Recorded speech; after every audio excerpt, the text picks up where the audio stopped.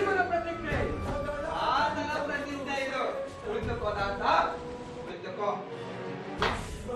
Action. ಭಾತಿ Draupadi, ನೋಡು ನಿನ್ನ ಪತಿಯಂದಿರು ಅಲ್ಲ ಅಲ್ಲ ನಿನ್ನ ಪತಿಯಂದಿರು ಹೇಗೆ ತಲೆ ತಗ್ಗಿಸಿ ಕುಳಿತುಕೊಂಡಿದ್ದಾರೆ ನೋಡು. ಅಂದು ನೀನು ನನ್ನನ್ನು ಮಯಸಭೆಯಲ್ಲಿ ನೋಡಿ ಕಿಸಕಿಸದ ನಕ್ಕಿದ್ದೆಯಲ್ಲವೇ? ಈ ದಿನ ಇಡೀ ಘೋರ ಸಭೆಯು ನಿನ್ನಲ್ಲಿ ನೋಡಿ ಕಿಸಕಿಸ ನಗುತ್ತಿದೆ. ಬಾ ದ್ರೌಪದಿ ಬಾ, ಈ ನನ್ನ ಯುದ್ಧವನ್ನು ಅಲಂಕರಿಸು ಬಾ.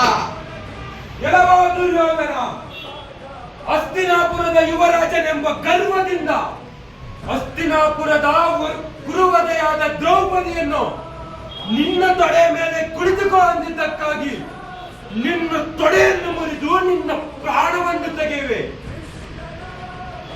ಹಾಗೂ ಈ ಅಧರ್ಮದಲ್ಲಿ ಪಾಲ್ಗೊಂಡ ನಿನ್ನ 99 ಸಹೋದರರ ಪ್ರಾಣ ತೆಗೆಯುವ ಪ್ರತಿಜ್ಞೆ ಮಾಡುತ್ತಿರುವೆ.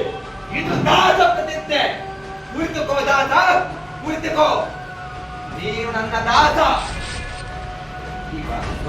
Thank you for watching. Please subscribe ಮಾಡಿ, ಶೇರ್ ಮಾಡಿ, ಲೈಕ್ ಮಾಡಿ ಈ ಚಾನಲ್ನ.